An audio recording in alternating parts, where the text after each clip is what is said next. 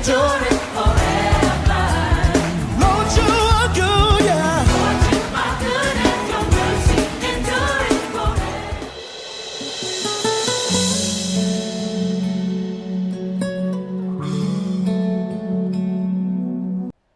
Je commence par rendre grâce à Dieu qui permet qu'en ce soir,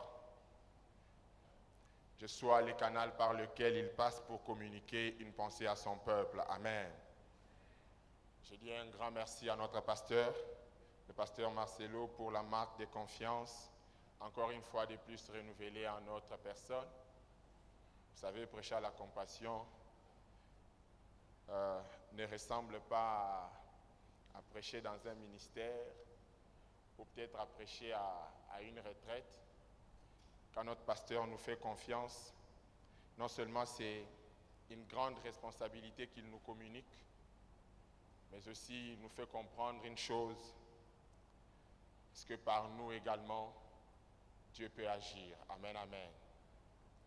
Et en ce soir, sous son onction, nous allons devoir communiquer une pensée que Dieu a placée en nous. J'aimerais également dire merci à tous les hommes de Dieu qui sont là ce soir, l'homme de Dieu Marc, Papa Jean-Marie, l'homme de Dieu Antonio, l'homme de Dieu Steve. Que Dieu vous bénisse. Nous sommes une forte équipe et travailler à vos côtés est un privilège. 1 Timothée chapitre 3, le verset 1er.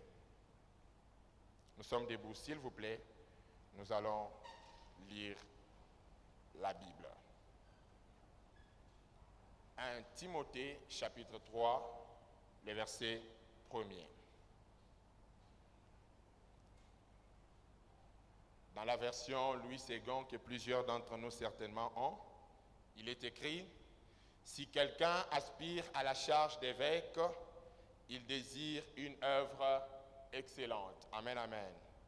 J'aimerais que nous puissions nous rasseoir. Nous allons lire d'autres passages en continuant. Eh bien, nous sommes à notre culte d'enseignement. Le culte de vendredi est un culte particulier parce que nous nous efforçons à pouvoir étudier la Bible, à pouvoir étudier ce que la parole de Dieu enseigne dans la profondeur. Et c'est ce que nous allons faire justement ce soir. Vous allez vous rendre compte que je serai en train d'évoquer à chaque partie de mon message, j'évoquerai des passages bibliques parce que nous sommes à un culte d'enseignement. Le passage que nous avons lu tout à l'heure est très merveilleux. J'aimerais évoquer également deux autres versions qui ont tenté de relayer une pensée qui m'a beaucoup plus inspiré que celle que relaye Louis II. Il y a la version Parole de vie qui dit « Si quelqu'un veut être un des principaux responsables de l'Église, il désire une belle fonction. » Si quelqu'un veut être un des principaux responsables de l'Église, il désire une belle fonction.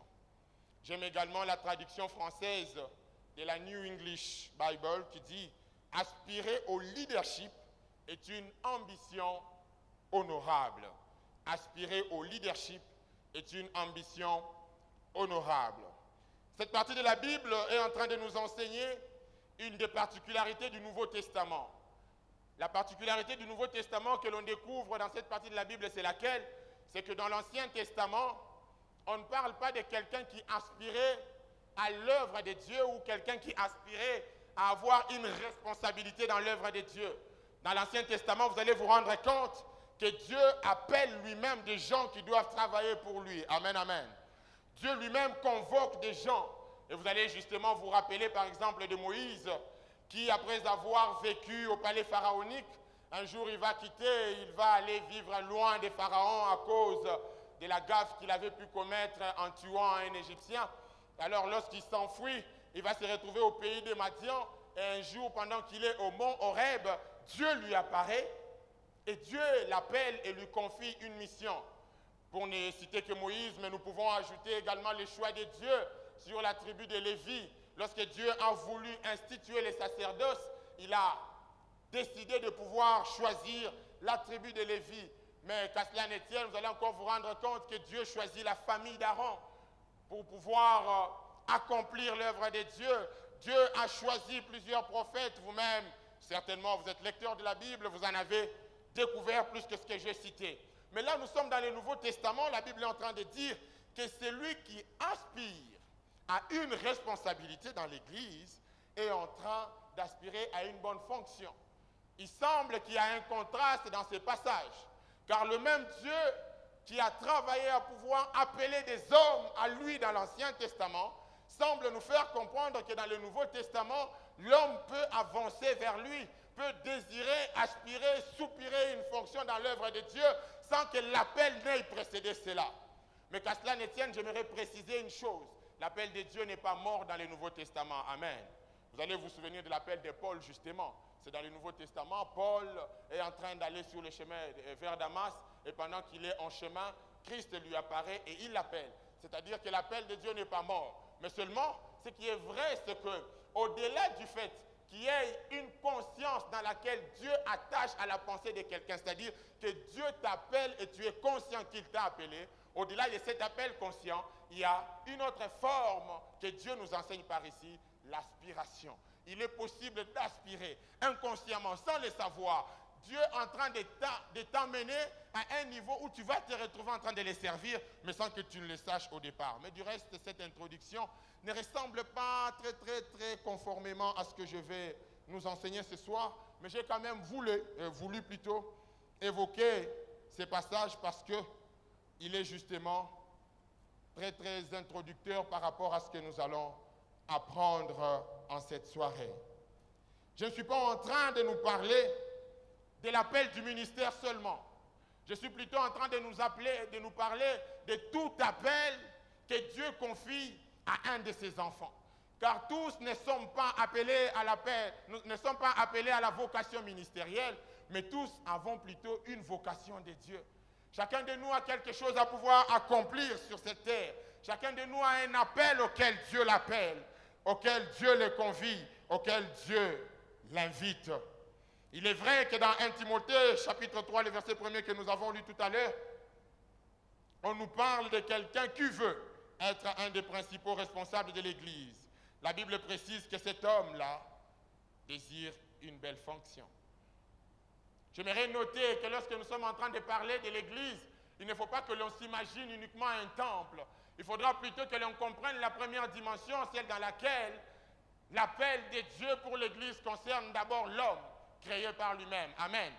Pourquoi je l'ai dit? Parce que tous les appels que j'ai évoqués tout à l'heure par rapport à l'Ancien Testament, c'était des appels qui concernaient principalement le peuple d'Israël.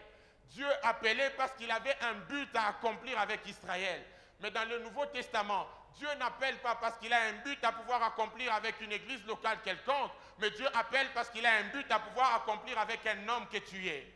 Dieu appelle parce qu'il a quelque chose à pouvoir communiquer à la vie que tu as.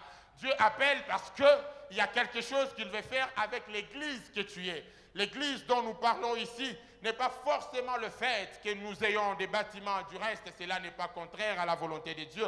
Mais l'église principale, c'est d'abord toi qui es en train d'écouter ce message. Car Dieu a envoyé Jésus-Christ, non pas pour sauver une multitude d'abord, mais Dieu a envoyé Jésus-Christ pour te sauver toi. Quelqu'un dit Amen. 2 Samuel, chapitre 1er, le verset 19, la partie B. 2 Samuel, le verset 1er, le chapitre 1er plutôt, le verset 19, partie B. La Bible dit, c'est une question, comment les héros sont-ils tombés? C'est même le thème de mon message ce soir. Comment les héros sont-ils tombés? Il s'agit d'un cantique funèbre que David est en train d'exécuter lorsqu'il apprend que Saül est mort, mais également lorsqu'il apprend que Jonathan, son ami, est mort. David pleure, mais David chante également. Il dit dans sa chanson, dans son cantique funèbre, il pose la question, comment les héros sont-ils tombés? En ce soir, nous allons parler des héros. Nous allons faire une étude systématique sur la vie d'un héros dont nous présente la Bible. Comment les héros est-il tombé? Tout à l'heure, l'homme de Dieu Steve, en modérant, nous a demandé d'acclamer Dieu par rapport à tout ce que nous avons vécu pendant Alpha 40. Je suis de ceux qui croient que pendant Alpha 40, Dieu a suscité une génération de héros. Mais qu'à cela ne tienne, qui est un héros? Mais quelle est l'attente de Dieu par rapport à la vie d'un héros? Qu'est-ce que Dieu attend par rapport au fait qu'il ait choisi un homme comme étant un héros? Qu'est-ce que Dieu attend par rapport à la vie d'un homme qui soupire à être un héros? L'on veut obtenir la réponse à la question du comment. Parce que lorsque David dit comment les héros sont-ils tombés, il y a donc la manière qu'il voudrait avoir. En français, lorsque l'on pose la question du comment, derrière on attend la réponse de la manière avec laquelle les sujets impliqués s'est déroulé. Quand on dit comment les héros sont-ils tombés, l'on voudrait justement savoir quelle est la manière avec laquelle les héros ont-ils été conduits à la chute. Comment ça s'est-il passé qu'un héros tombe? Comment quelqu'un qui était censé être debout a-t-il pu faillir jusqu'à se retrouver par terre? Cette question est très importante, mais pour pouvoir y répondre, il faut commencer par répondre à la question de savoir c'est qui un héros. Qui est un héros? Dans le contexte biblique qui nous concerne, il s'agit d'un leader. Il s'agit de quelqu'un qui a été investi par Dieu pour accomplir une mission précise. Et lorsque nous faisons recours au dictionnaire, il est écrit qu'il s'agit de quelqu'un qui est brave. Il s'agit d'une personne qui est l'objet d'une admiration des autres. Il s'agit d'une personne qui se distingue dans la pratique de quelque chose. C'est celui-là un héros. Nous allons ce soir étudier un personnage de la Bible du nom de Saül. Quelqu'un peut dire à son voisin Saül. Nous allons étudier Saül parce que c'est de lui qu'il s'agit. Lorsque David est en train de dire comment les héros sont-ils tombés, en première intention, il pense à Saül. Mais en deuxième intention, il pense à Jonathan, parce que Jonathan était proche de Saül pendant que ces événements malheureux sont arrivés.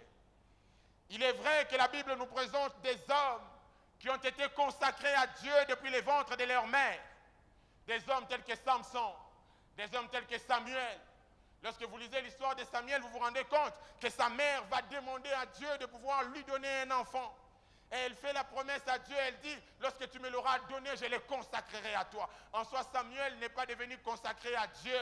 Lorsque sa mère est partie le laisser au temple, il était consacré dès le jour où il entre en conception.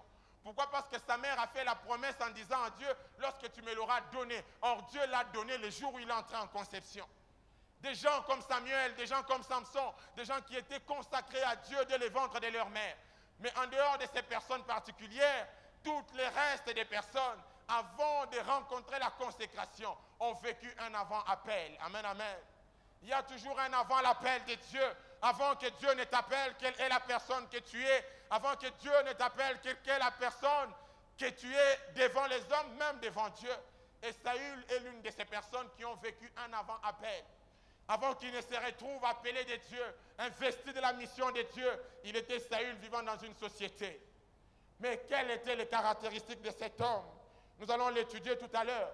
Mais avant d'étudier Saül, j'aimerais préciser une chose par rapport à l'avant-appel. Dans l'avant-appel, il y a deux parties, ou il y a deux étapes. La première étape, c'est l'étape lointaine qui précède l'appel. Cette étape est définie par Ésaïe chapitre 53, le verset 6.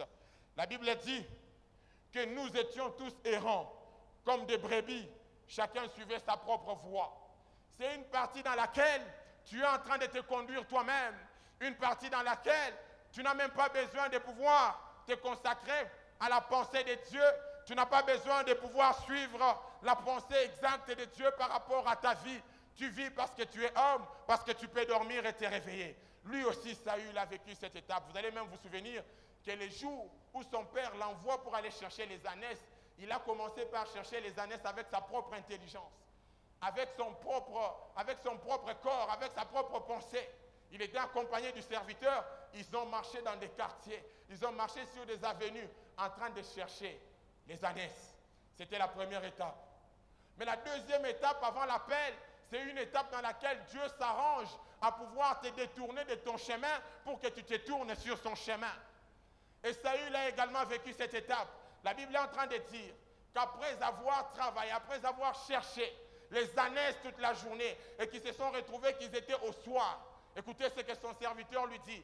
Il lui dit, allons-y chercher un prophète afin qu'il puisse nous montrer où seraient passées les ânesses, En réalité, la Bible veut nous faire comprendre quoi? En dehors du temps dans lequel tu es en train de te conduire toi-même, il existe un temps avant que Dieu ne t'appelle où il va chercher à ce que tu sois conduit par lui, où il va chercher à ce que tu cherches sa pensée, où il va chercher à ce que tu saches quelle est sa volonté par rapport à ce que tu dois faire.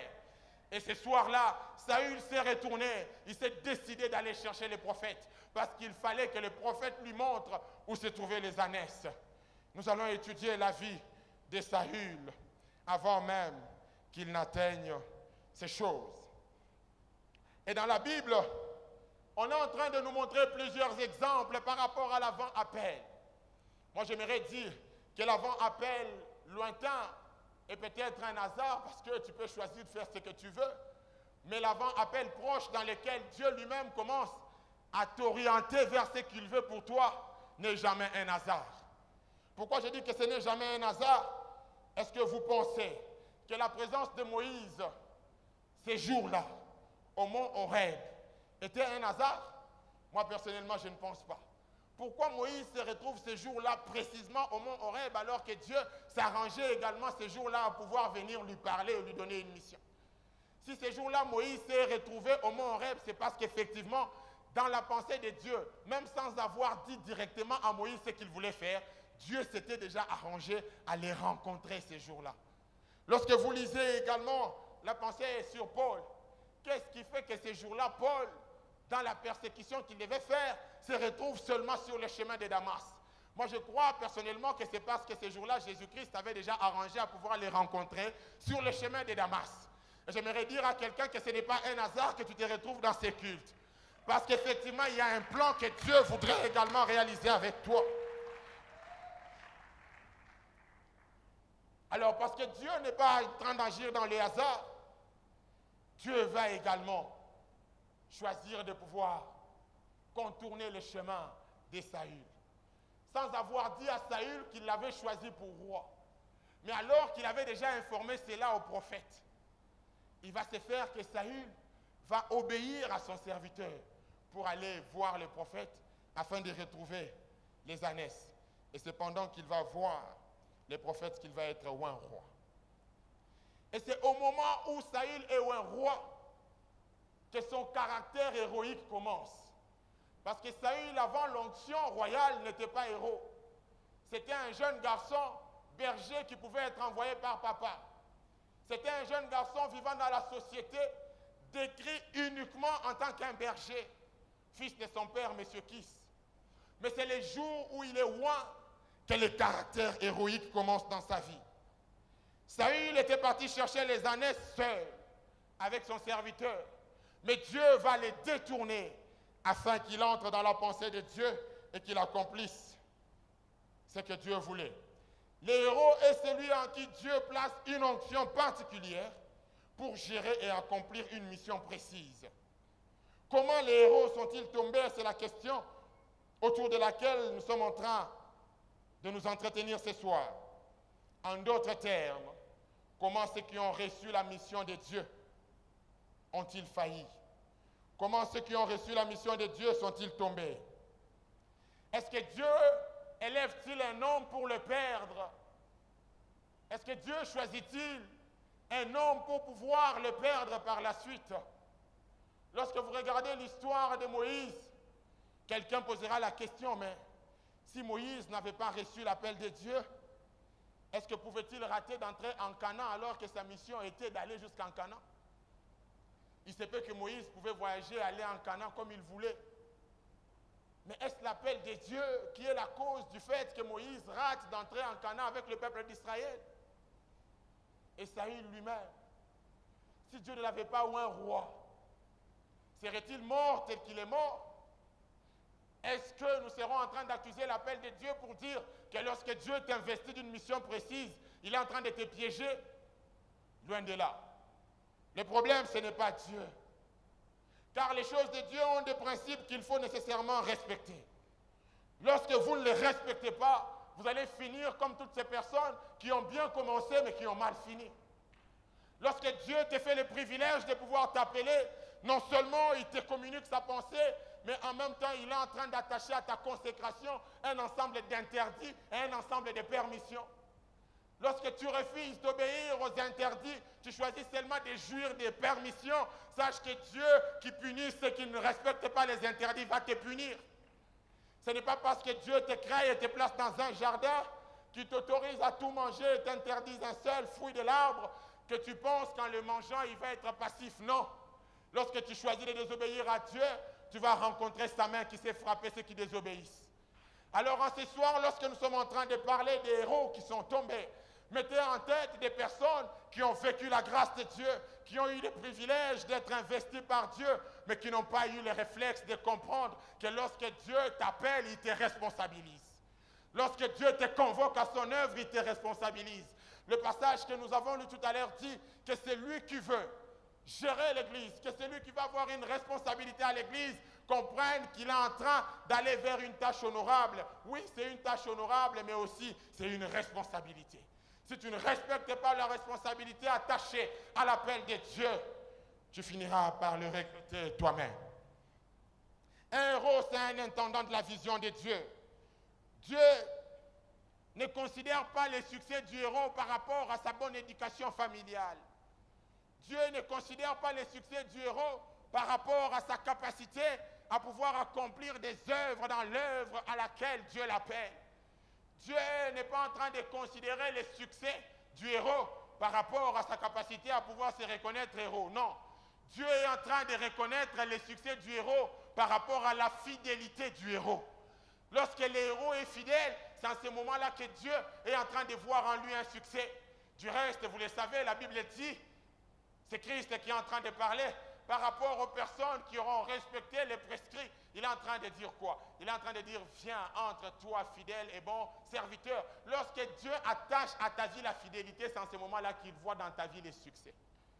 Il n'y a pas de succès dans la marche de Dieu en dehors de la fidélité. Si tu as commencé par être fidèle et que tu as abandonné la fidélité, sache que Dieu n'est plus en train de voir en toi un homme qui a réussi ou qui est en train de vivre les succès. Quelqu'un m'aide à dire Amen. 1 Corinthiens chapitre 4, le verset 2 dit, ce qu'on demande des dispensateurs, c'est que chacun soit trouvé fidèle. Dispensateur de la grâce, prédicateur, modérateur, chantre, membre de la sécurité, quelle que soit l'œuvre que tu accomplis à l'église, sache que tu es dispensateur d'une grâce quelconque. Et dans cette capacité de dispensateur, Dieu veut que tu sois fidèle dans ce que tu fais. Une fois que tu cesses d'être fidèle, tu es un héros qui est en train de tomber. David a pleuré. David dit, comment les héros sont-ils tombés? Oui, il a ainsi pleuré parce que les héros n'est pas appelé à tomber, mais le héros est appelé à rester debout. Dieu appelle l'homme pour qu'il reste debout. Toi qui es en train d'entendre ce message, Dieu t'appelle à rester debout.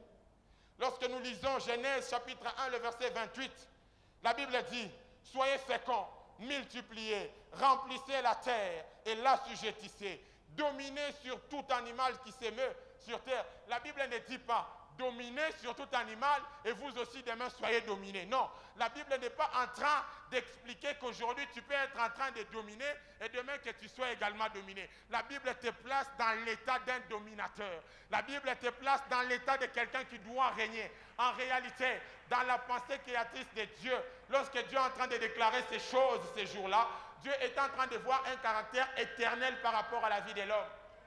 En réalité, l'homme est éternellement un dominateur. L'homme est éternellement supérieur. Alors toi qui es supérieur, lorsque tu tombes, tu vas faire pleurer David. Tu vas faire pleurer David. David a pleuré et dit, comment les héros sont-ils tombés? Ce n'était pas possible que quelqu'un qui était loin par Dieu, quelqu'un en qui Dieu s'était investi, qu'il puisse tomber. C'est triste de voir quelqu'un en qui Dieu s'est investi qui tombe. Quand Dieu s'investit en toi, écoutez, l'investissement de Dieu, qui a déjà investi dans un domaine où il veut perdre son argent ou son investissement? Qui d'entre nous ici est prêt à prendre l'argent, à l'investir dans un domaine où il s'est dit, je mets l'argent dans ce domaine parce que je veux que je perde cet argent? Qui? Personne. Alors pourquoi voulez-vous que Dieu s'investisse en vous pour qu'après il puisse perdre? Dieu ne veut pas être perdant. Lorsqu'il s'investit en vous, c'est parce qu'il veut gagner. Et Dieu veut être gagnant. Dieu veut que vous, en qui il s'est investi, que vous soyez, que vous puissiez demeurer debout afin que lui soit toujours gagnant et que le diable soit toujours perdant. Alléluia. Nous allons étudier Saül. J'ai dit en introduisant ce message qu'il y a toujours eu un avant-appel. J'ai aussi dit que la question du comment impose que l'on réponde en démontrant la manière avec laquelle un fait s'est produit. Qui est Saül? La Bible dit dans 1 Samuel chapitre 9, le verset 1er au verset 2. Saül est décrit comme étant fils de Kis. Ce fut un benjamite, fort et vaillant, beau, plus beau qu'aucun des enfants d'Israël. Il était grand de taille. Son occupation de jeunesse nous montre qu'il fut un berger, car il s'occupait des ânesses de son père. À la suite du choix de Dieu, il devint roi d'Israël. Alors, quelques traits caractéristiques et positifs rencontrés dans la vie de Saül. 1. Saül était un homme qui se souciait des autres, notamment des membres de sa famille. Vous allez découvrir cela dans 1 Samuel chapitre 9, le verset 5. La Bible dit, il dit à son serviteur, viens, retournons de peur que mon père, oubliant les ânesses, ne soit en peine de nous. Saül est en train de s'inquiéter pour son père. Saül se dit en lui-même, certes, mon père m'envoie aller chercher les ânesses, mais en ce moment, parce que nous sommes déjà le soir, il se peut que mon père soit en train de s'inquiéter pour moi. Il se peut que mon père soit en train de s'inquiéter non seulement sur les ânesses, mais aussi sur son fils qu'il a envoyé. C'était quelqu'un qui se souciait des autres. Il se souciait de l'état des autres. Il pouvait regarder et se dire, non, à cause de mon absence, il se peut que mon père ne soit plus en paix. Je dois rentrer. Oh, que c'était merveilleux. À ses débuts, cet homme se souciait aussi des autres. 2. 1 Samuel chapitre 9, le verset 27. La Bible nous montre que Saül était un homme obéissant. Waouh! Au début, il était également obéissant. Écoutez ce que Samuel dit à Saül dans le passage que j'ai donné, 1 Samuel 9, 27. La Bible dit, dis à ton serviteur de passer devant nous. Et le serviteur passa devant.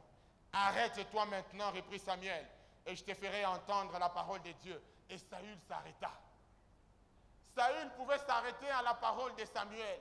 Ce jour-là, alors que Samuel s'apprêtait à le oindre, Saül était obéissant. Saül pouvait écouter et obéir. Que c'est merveilleux d'être obéissant. 3e caractéristique de Saül. 1 Samuel chapitre 10, le verset 26, nous montre qu'il se faisait accompagner par des hommes honnêtes dont Dieu avait touché les cœurs. Déjà à son époque, Saül avait pu comprendre ce passage du Nouveau Testament qui dit « Ne vous y trompez pas, les mauvaises compagnies corrompent les bonnes mœurs. » Saül se faisait accompagner des bons hommes, des hommes honnêtes, des hommes que Dieu lui-même avait touché les cœurs. Merveilleux. Cet homme au début pouvait marcher avec des bonnes personnes, des personnes qui pouvaient lui prodiguer des bons conseils. 4. 1 Samuel chapitre 10, le verset 6. La Bible est en train de nous montrer qu'il avait une relation avec Dieu, au point qu'il est écrit, l'Esprit de l'Éternel te saisira, tu prophétiseras avec eux, et tu seras changé en un autre homme. Saül pouvait prophétiser, Saül pouvait être saisi par l'Esprit de Dieu, et il pouvait parler de la part du Seigneur. Merveilleux. 5e caractéristique de Saül. 1 Samuel chapitre 11, le verset 6. La Bible nous montre qu'il était rassembleur. Saül était un homme qui aimait l'unité. Christ n'a-t-il pas dit, soyez un comme le Père Céleste et moi nous sommes un. Saül également a vécu cet état de choses, où il voulait que les gens soient ensemble, au point où il pouvait utiliser la sagesse de Dieu pour contraindre les gens à être ensemble. Écoutez ce que la Bible dit. 1 Samuel chapitre 11, le verset 6. Il prit une paire de bœufs, Saül bien sûr, et les coupa en morceaux, qu'il envoya par le messager dans tout le territoire d'Israël en disant, quiconque ne marchera pas à la suite de Saül et Samuel aura ses bœufs traités de la même manière. La terreur de l'Éternel s'empara du peuple qui s'est mis en marche comme un seul homme.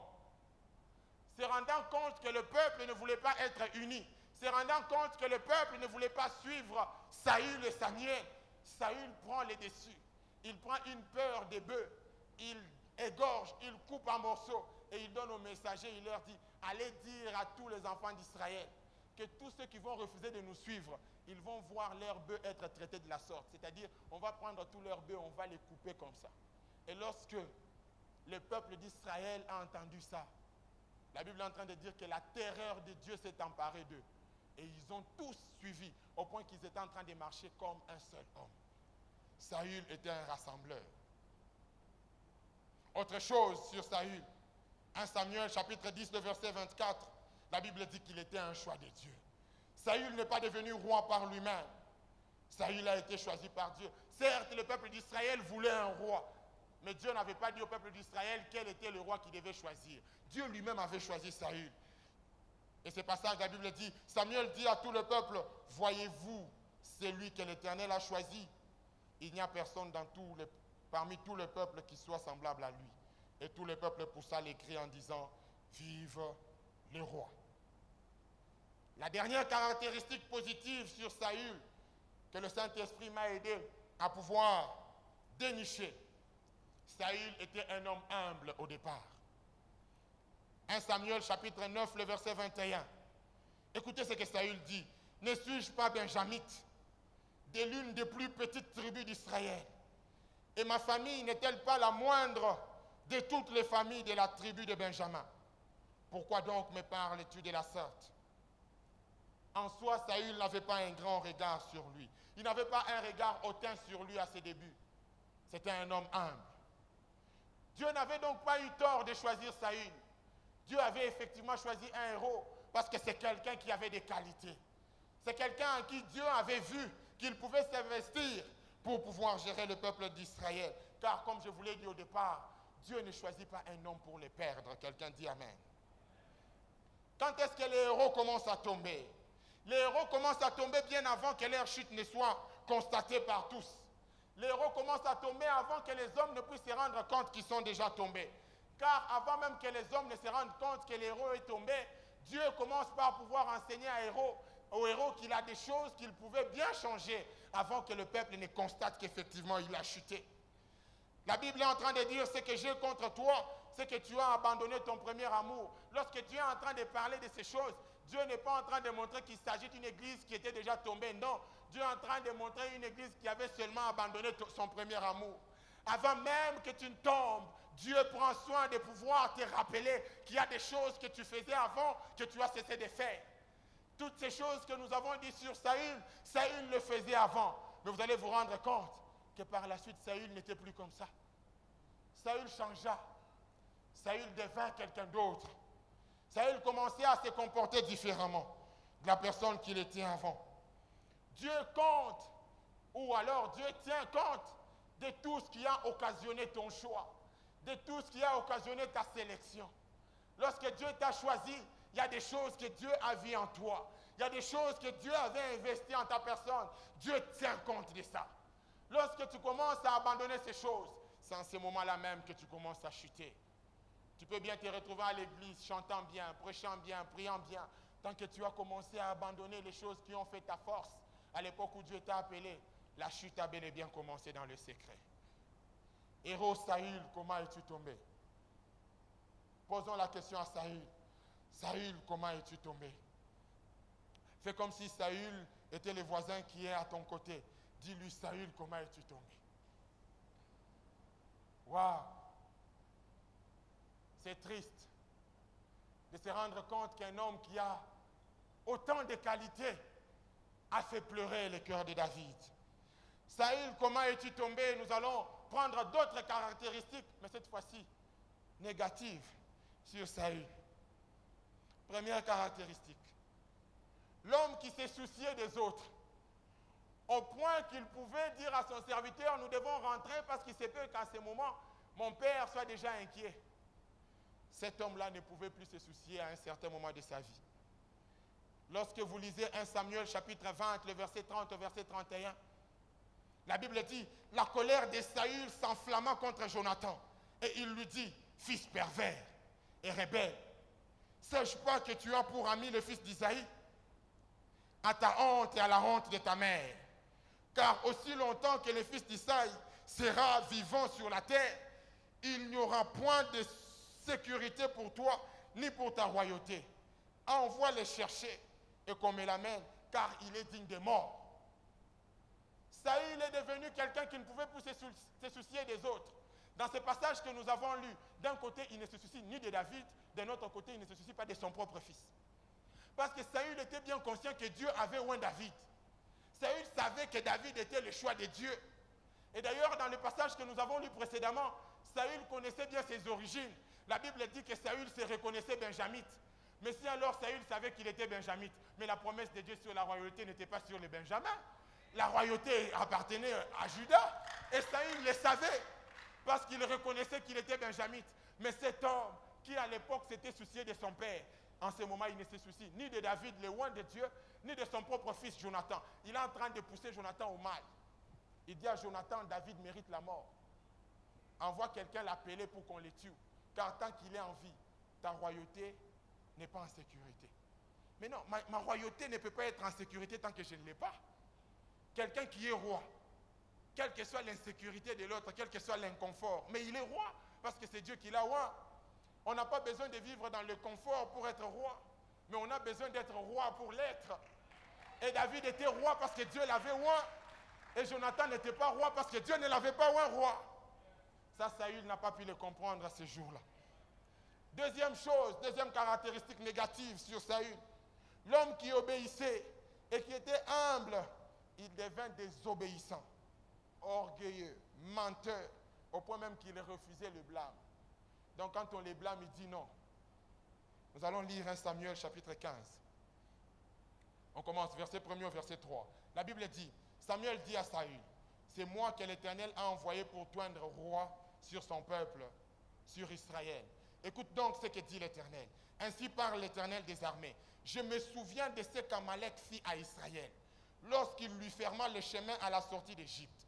Va maintenant, frappe Amalek, et dévouer par interdit tout ce qui lui appartient.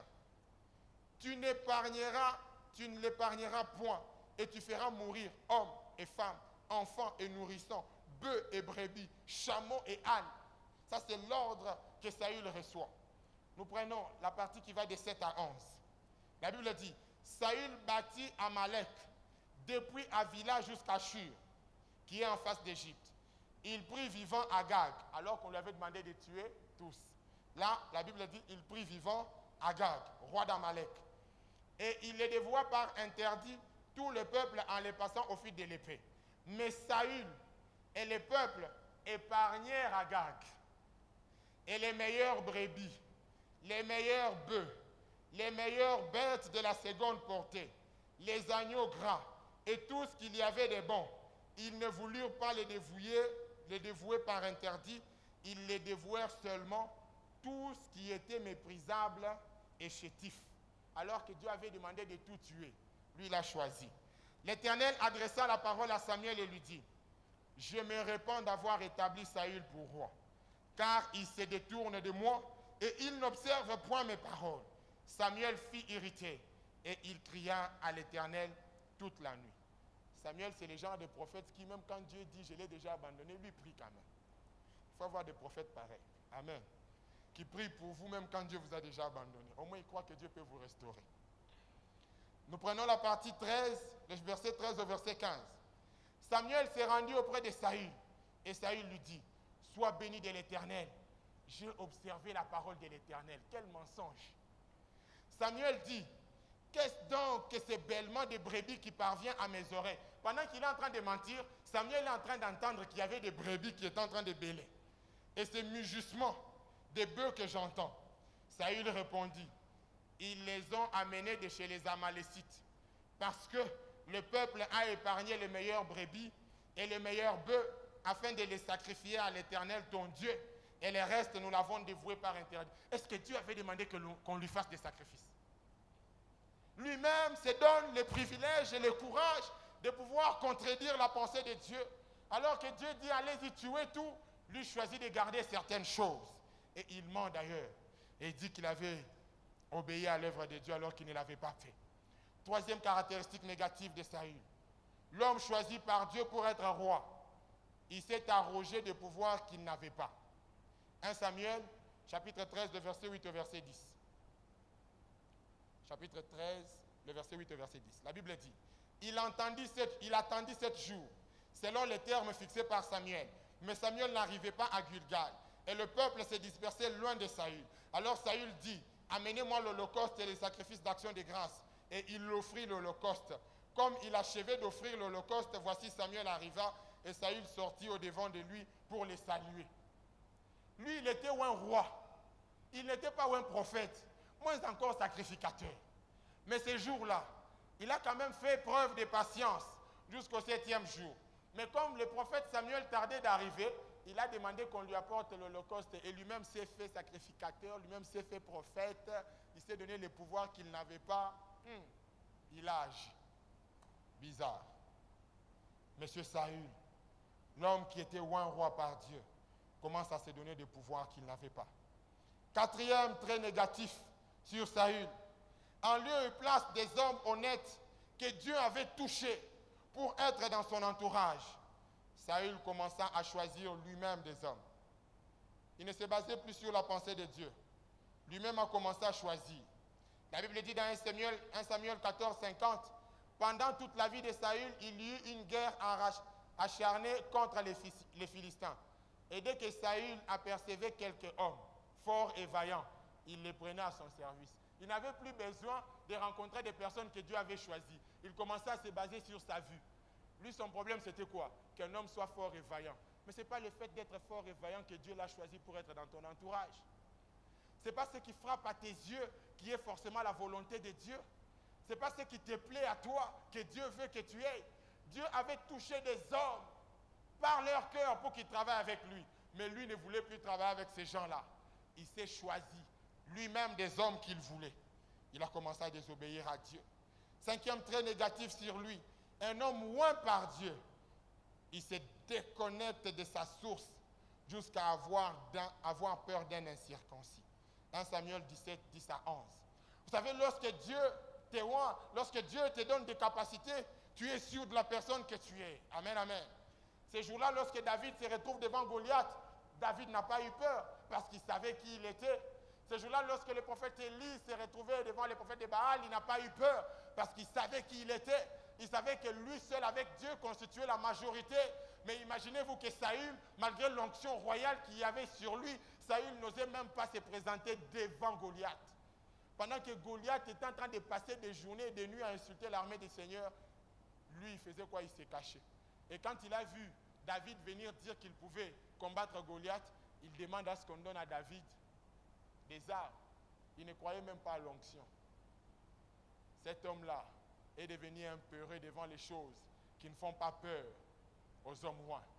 Quand tu te rends compte qu'il y a des choses qui ne te faisaient pas peur avant, mais tu commences à les craindre aujourd'hui, revois ton caractère héroïque. Il se peut que tu as commencé à cesser d'être un héros. Auparavant, les gens pouvaient parler en mal de toi, ça ne te faisait rien. Tu étais fort. Tu viens à l'église, tu loues Dieu, tu danses, tu pries, tu mets tes offrandes, tu rentres à l'église, tu es vaillant. Mais aujourd'hui, il suffit que tu entendes que quelqu'un parlait en mal de toi. Tu vérifies même à la source.